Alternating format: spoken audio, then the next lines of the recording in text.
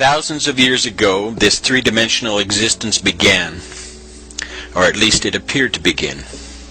When it began and how it began has been the age-old question that has been toyed with but never adequately answered to this day.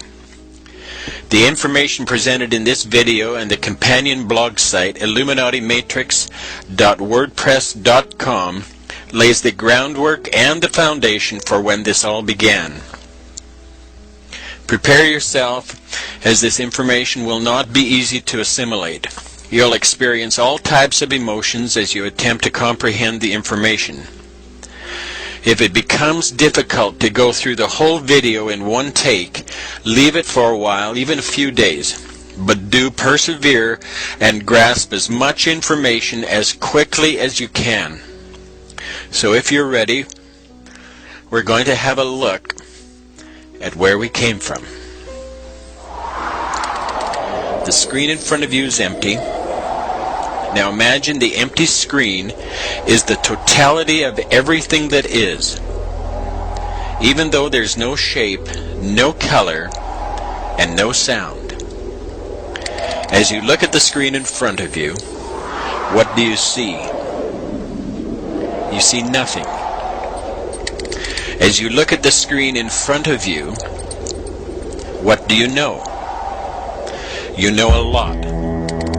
Even though you don't see anything on the screen, you still know and have locked up inside you a vast storehouse of knowing. In this scenario we're contemplating, what you know may be correct or may be incorrect. It makes no difference. You still have an incredible amount of information recorded somewhere within you, even though you can't see anything. Imagine again that all that knowing you possess has within it the power and strength to exist forever. There's no beginning and no end.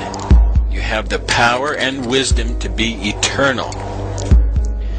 Imagine that you're filled with this knowing and completely possessed with this eternal power and strength.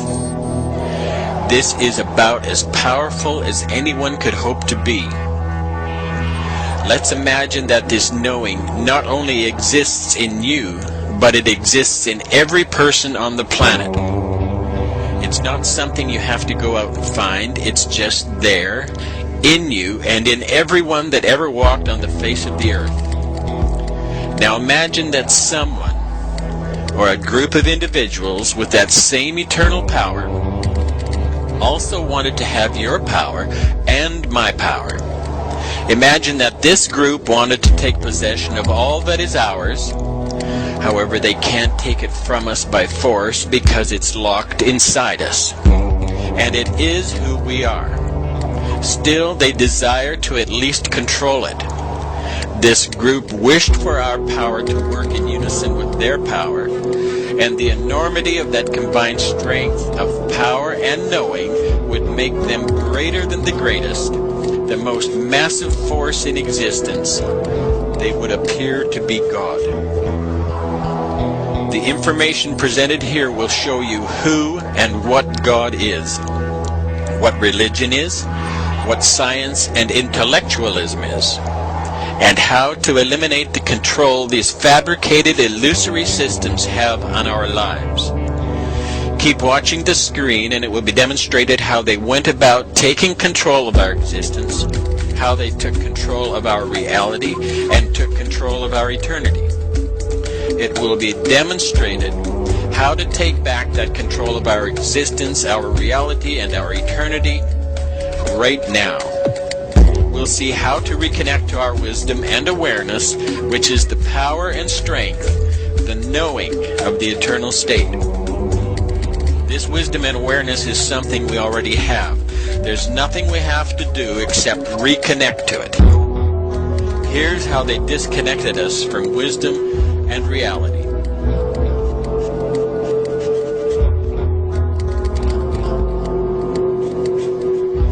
Through a process called thinking, the root, the seed of manipulation, was planted by the patron of thinking.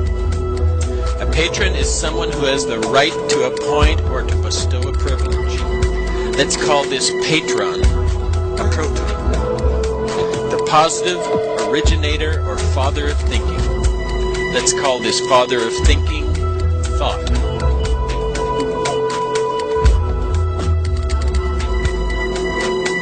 The seed of thinking, the seed of this patron father is neutral, not a patron or a proton, not mature enough to have seed of its own, simply neutral. We'll call this a neutron, and we'll call it the sun. This is the seed or son of the father. This neutron sun seed is one with the father proton, matching 1 for 1, only a bit smaller in size. The sun isn't the positive originator of thought, he's neutral. He's a peaceful sun. This is the beginning of thought, the beginning of thinking. The next step in the manipulation process is the thinking process, is the introduction of seduction. It's a grand concept to fabricate the concept of thinking, but just one thought isn't going to manipulate anyone loose of their connection to reality. This group of thinkers then thought to introduce something that would manufacture a form of perpetuity in this whole notion of taking control. Something that would be a place of reproducing the whole thinking process over and over and over again, endlessly, with virtually no effort other than directing the course of thinking until it reached its final conclusion of total control and the complete submission of everything unto them. The introduction of this next stage of thinking would have to cause motion, vibrations, and energy.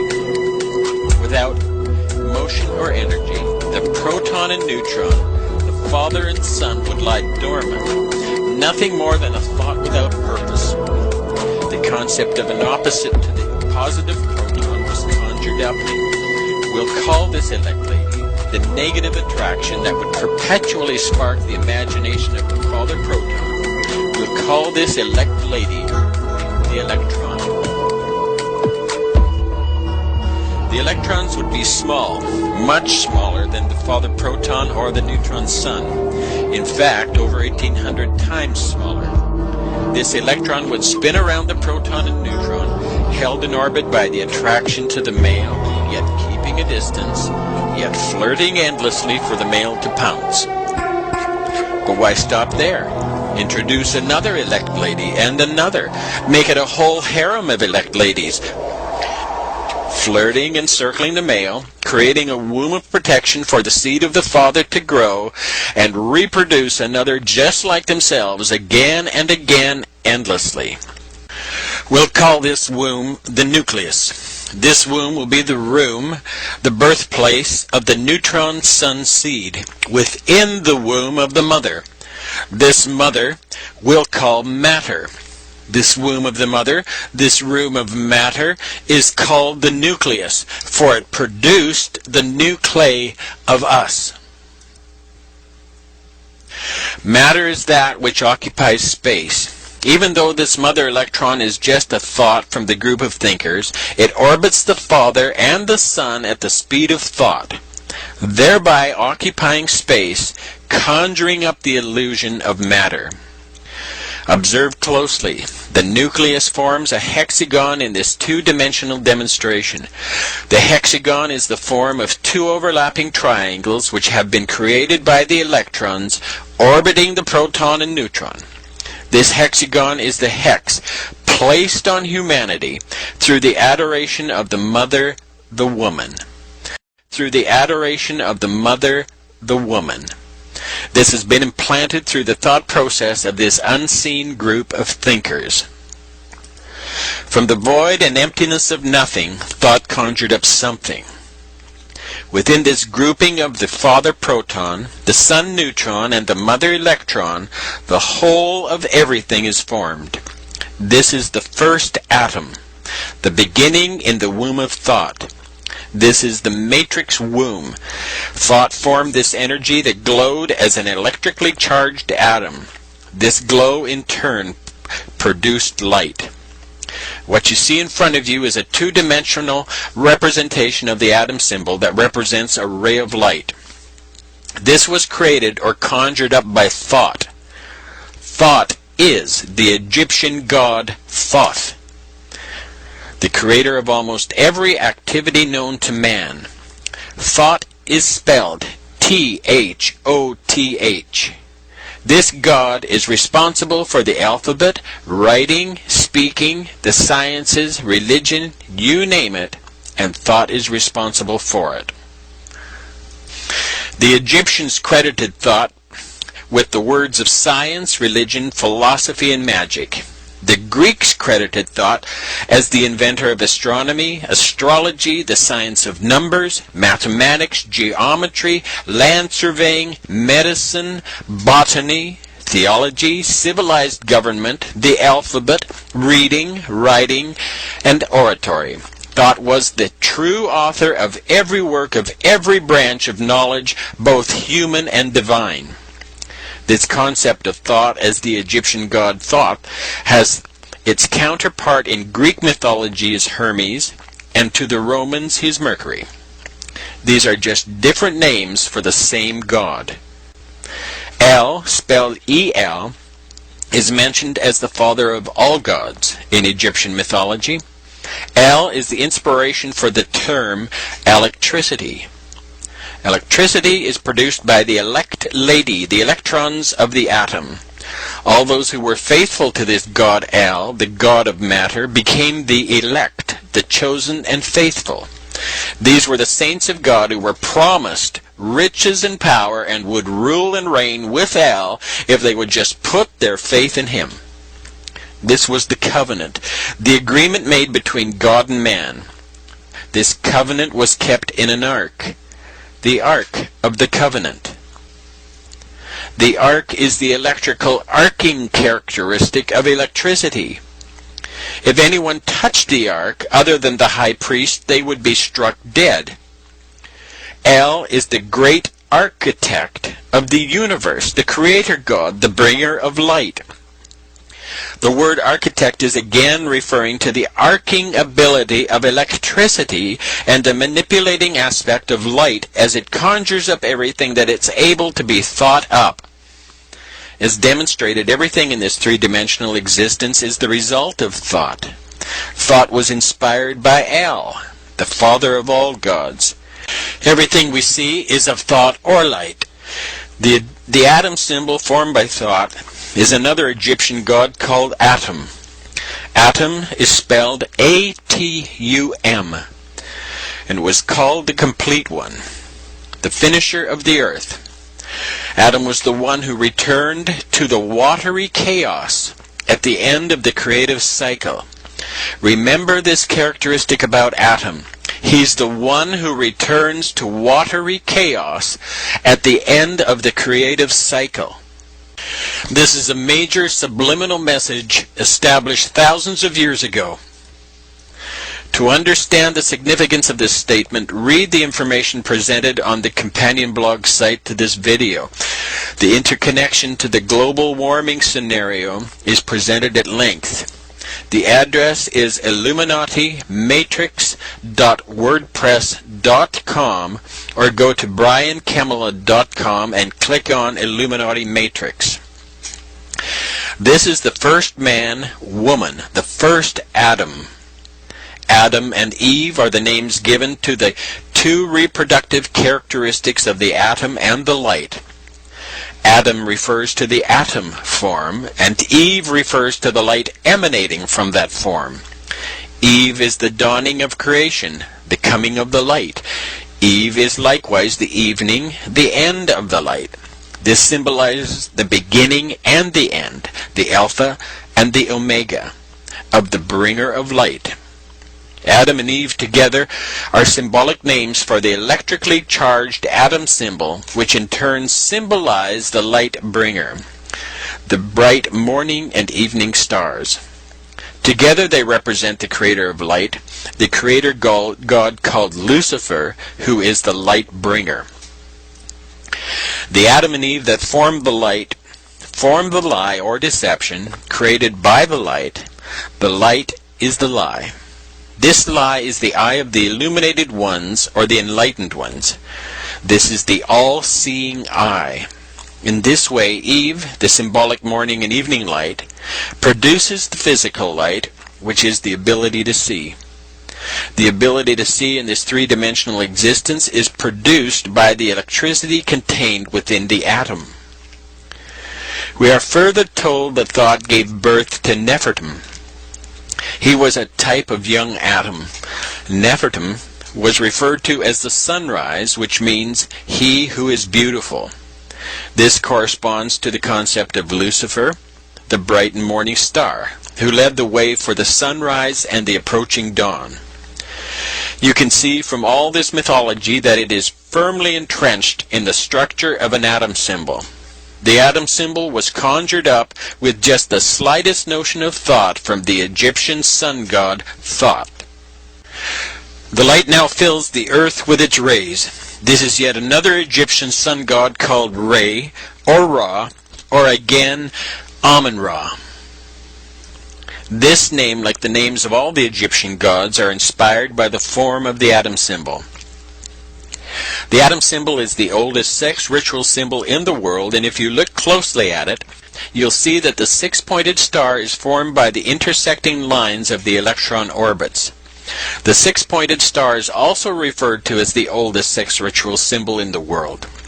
The six-pointed star is the star of Lucifer, the star of God, and the star of David, the divider, the duality god, and is the star of Israel.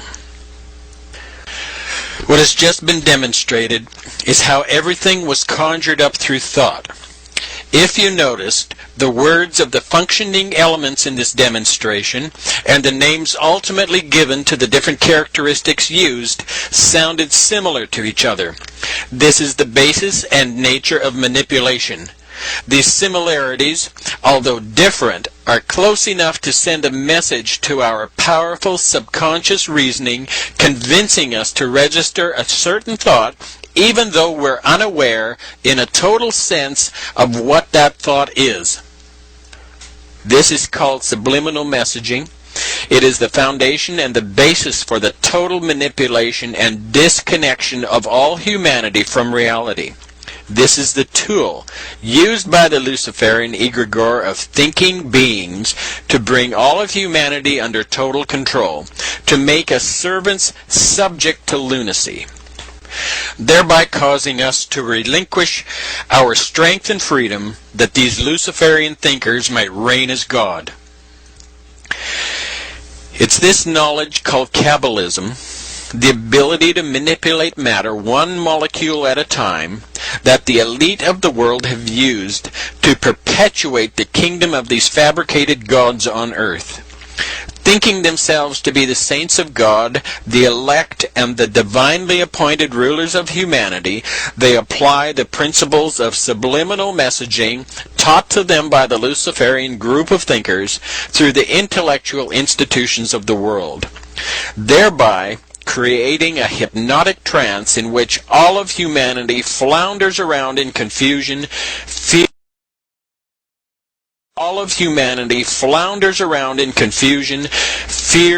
stress, and disease. This Kabbalistic information has been handed down through the religious and intellectual systems that have plagued the world since the beginning of this conjured-up creation. Kabbalism kicked into high gear with the onslaught of the Renaissance around the year 1000 AD. The Renaissance literally means the rebirth of thinking. This is not to say that the Luciferian egregore group stopped thinking previous to that. What this does say is that the push for total domination, total submission, and total control was now on. What we'll focus on next is how this conjuring up of light manipulates all of humanity, and how to reconnect to our awareness and wisdom and the eternal power that is rightfully ours. Everything that's visible within this three-dimensional space is light. If matter is accelerated to the speed of light times the speed of light, it becomes energy, which is light. All that exists is formed from energy and light. For thousands of years, humanity has contemplated and asked repeatedly, where did we come from? The information you've just heard explained the origin of everything, the source of light, and the creation of all three-dimensional matter, which is energy. Before light existed, there was a void of nothingness. A like-minded Luciferian group of beings took upon themselves to control this void of nothingness. This void contains all the greatness of the eternal state. These beings desired to control for themselves all the power and wisdom of this nothingness, and thereby be worshipped as God. Here's how it works. The name Lucifer means light bringer or light bearer. The name Lucifer is derived from the Latin words lucem fer. Lucem means bringer or bearer, and fer means light. Lucem fer is Lucifer. Genesis chapter 1 of the Old Testament fills in without any doubt who the light bringer is and who or what Lucifer is. Genesis 1 verse 1 and 3 states, "In the beginning God created the heaven and the earth. God said, 'Let there be light,' and there was light." We've only read up to verse 3 of Genesis chapter 1, and already a hypnotic trance has been established. Very few will question that there even is a God. So anything that's written after these words is like shooting ducks in a barrel. Interestingly, this same concept of the light bringer, the day star or the bright and morning star, has been applied to Jesus as well. In the New Testament, in Revelation 22:16, we read where Jesus said of himself, "I, Jesus, I am the bright and morning star." Here we see that God is Lucifer, the light bringer. However, God is not just one supreme being, but a group entity, an egregore group thought form, agreeing together to appear as God. They've created the world systems of duality based on right and wrong, good and bad. They play the role of a good God and a bad devil. This Luciferian mindset shows itself in history as the mythical gods of old, each with a particular characteristic. These gods, when taken together, form the egregore group of thinking entities. God said, "Let there be light." God spoke. Speaking a word requires a thought. The word that this egregore God spoke was a thought. Every thought is a word. All words have sound. Even sounds not audible to our physical ears have sound. Sounds vibrate. Thoughts, which are words, which are sounds, vibrate. Vibration is energy. Energy has a strange characteristic in that it glows. Glowing is light. Therefore, thoughts are light. Everything you see is just a thought, conjured up by the Luciferian group of thinkers, and everything you see is formed by thought. Following this thought to word to sound trail ultimately leads to the creation of light. The very nature of light is to corrupt. This thought process called thinking has created the corruptible three-dimensional realm. Everything in this 3D space corrupts and dies. Light is nothing more than thought, and the thought form of the Luciferian thinkers is designed to create death, thereby controlling humanity through the fear of death. This God, it purposely and willfully created the concept known as death, and that's all death is, a concept through thought. Manipulating humanity with this illusion instills fear and desperation. Fear is the foundational characteristic that allows hypnotic, subliminal thought light patterns to be focused and injected into and forced to pass through our crystal brain. Our human three-dimensional brain has the same physical characteristics as that of a solid crystal or prism, except in liquid form. There's nothing godly, loving, or sweet about this group entity or its method of manipulation. For thousands of years, the use of fear and desperation has resulted in murders, wars, bloodletting, and endless disease. Children have been tortured, women have been raped, and men have marched blindly off the plank into the ocean of hypocrisy and death. This has all been courtesy of the God of the Bible, the God of love, the God of the Old and New Testaments, the God of the Quran, the God of Buddha, the God of every religion and intellectual system known to man. This is the God of light, the Luciferian light bringer. Genesis 1 continues to say that God saw the light, that it was good. But good for who? Obviously good for those who were using it to control humanity through the manipulation of light. Yet again, we have another subliminal. God doesn't say that anything is bad. It's just implied, suggested, implanted. If light is good, then something must be bad. When we consider how we see things in this 3D space, we're told, from an intellectual perspective, that light enters through the pupil of our eye, where it strikes the back of the eye, where it's reversed, and then travels along a neurological path to our brain, where it's flipped right side up again, and we see an image. Unfortunately, this is incorrect. Light is thought. And the thought of what we are intended to see is implanted within the liquid crystal prison of our brain.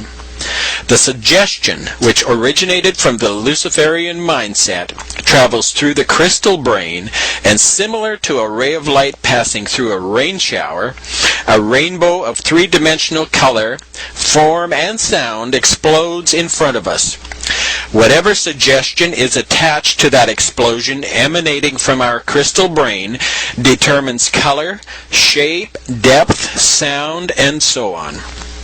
The things we see, the sounds we hear, the smells we smell, all these details are within the thought, which is the word, the sound, the vibration, the energy, the glowing, and is the light.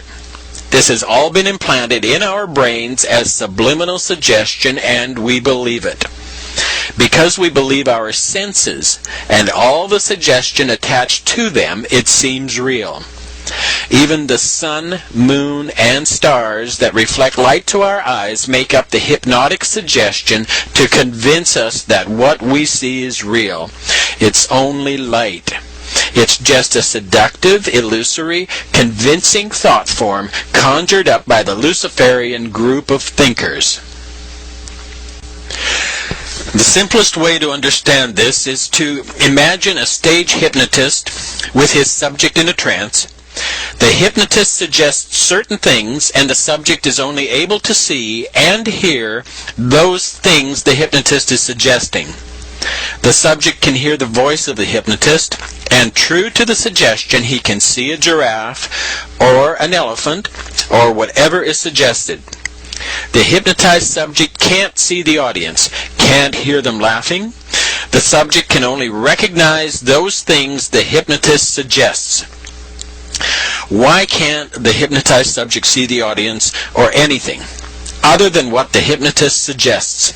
Simply because the suggestion is a subliminal thought, a word, and it created a whole new light pattern to emanate from the entranced subject's eyes. His eyes and ears still function, but because the thought implanted in the crystal brain has changed, then the reality of what seems to be real also changes. The hypnotized subject's eyes and ears work perfectly, but the reality is the hypnotized subject can't see anything other than the words suggested. But why? Why can't the subject in a trance see anything else? Because the audience and everything associated outside the trance state really isn't there. If the audience members were really there, really three-dimensional and really solid, then the eyes of the subject in the trance state would see them. The simplest way to understand this is to imagine a stage hypnotist with his subject in a trance. The hypnotist suggests certain things, and the subject is only able to see and hear those things the hypnotist is suggesting. The subject can hear the voice of the hypnotist, and true to the suggestion, he can see a giraffe or an elephant or whatever is suggested. The hypnotized subject can't see the audience, can't hear them laughing. The subject can only recognize those things the hypnotist suggests. Why can't the hypnotized subject see the audience or anything other than what the hypnotist suggests? Simply because the suggestion is a subliminal thought, a word, and it created a whole new light pattern to emanate from the entranced subject's eyes.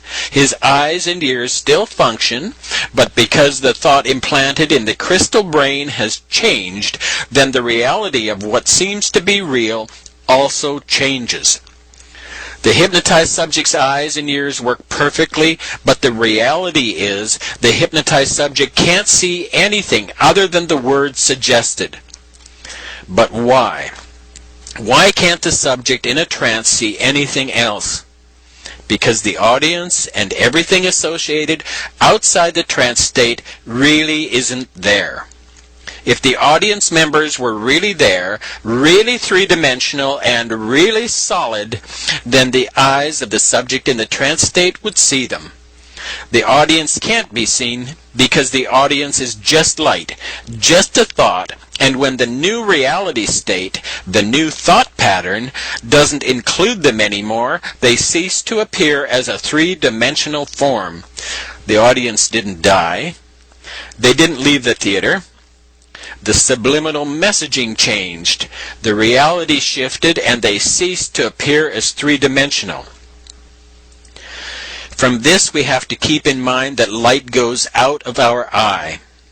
This is how we see. Light is a thought implanted in our crystal brain and explodes into a three-dimensional rainbow of forms right before our eyes. Thought patterns are contrived to distract us from our place in the present moment. There is no such thing as time and space. Just a three-dimensional light illusion simulating something called time and space. When we can be manipulated to leave the present moment, the seduction of the thought energy light illusion is able to control our strength and power. Staying in the present moment of awareness allows us to reconnect to our original state. We're no longer manipulated to be concerned over the past or the future. Since time is non-existent, then concern for the past or future is to forfeit your awareness for something that doesn't exist. Only the present moment exists. Staying in the moment, by simply watching and waiting, not reacting ever, reconnects us to reality, allows us to take back our power from this Luciferian egregore group of thinkers. The manipulation by the three-dimensional physical state of everything is then nullified. As we connect to the eternal state of awareness, that state of no thing, that state of no three-dimensional thing, which in turn is nothingness. Our power and strength, our wisdom and knowing exists in the moment before thought. We have no thoughts of our own. All thoughts are implanted by the perpetual motion set into play from the beginning of this conjured-up creation. We are taught to believe that a thought can originate with us. It can't. The three-dimensional system implants all our thoughts so that we then experience the reality they, the Luciferian thinkers, want us to have. Reconnect to wisdom, watch and wait. Don't get upset when you're instructed to. Don't react when you're demanded to. Don't resist when you think you want to. Don't try to suppress your feelings when they tell you to suppress your feelings. Just observe these thinkers telling you to suppress your feelings. And this little act of watching and waiting puts you in control of you. You reconnect with your awareness, and the manipulation perpetuated through the religious and intellectual systems of the world is neutralized. Nothingness is our original eternal state of patience, joy, beauty, caring, knowing, and freedom. It's the power of this awareness that these entities desire to control. You'll notice that the octagon symbol appears in red as a familiar stop sign. This is a symbol of total control. The octagon symbol is a major subliminal message used to seductively manipulate humanity into the precarious position of a pending devastation. This octagon is formed from one of the light atom symbols, which is a zodiac cross. This is the sun god on the cross. The light atom symbol is one cross. When you take this cross and give it a 45-degree twist, then overlay it behind the first atom symbol, in effect, what you have are two crosses which were used to form the atom symbol. These two crosses now form what is called the double cross. This is the cross of religion and intellectualism. This is the cross of duality, the cross of death, deceit, destruction, and every diabolical system known to man. Not only is this double cross the subliminal shape of the stop sign, a symbol of total control, it is the shape of the Freedom Tower being built to replace the World Trade Center in New York City. This tower has nothing to do with freedom, but has everything to do with the destruction of the undesirables, or, in Luciferian language, the cleansing of the ungodly from the face of the earth. The elite implement this double cross at every opportunity when it comes to perpetuating and completing the agenda on behalf of the greed of the Luciferian thinkers. Their greed drives their desire to be worshipped as God. Their desire fosters thought, and thought fosters the whole three-dimensional experience. And the rest is literally history.